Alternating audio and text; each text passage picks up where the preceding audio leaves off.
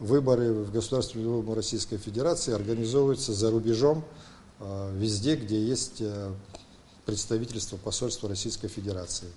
И для тех граждан Российской Федерации, которые проживают за пределами Российской Федерации. Поэтому, естественно, эти выборы организованы в Абхазии.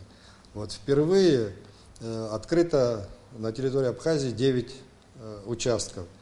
К сожалению, это не такое количество, которое может эффективно обслужить всех желающих проголосовать.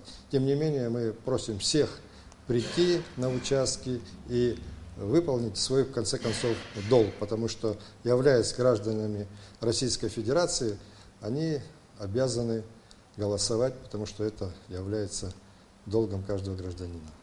И еще немаловажно, я думаю, для всех нас, что в Государственной Думе Российской Федерации партия «Единая Россия» является опорой и поддержкой президента Российской Федерации Владимира Владимировича Путина.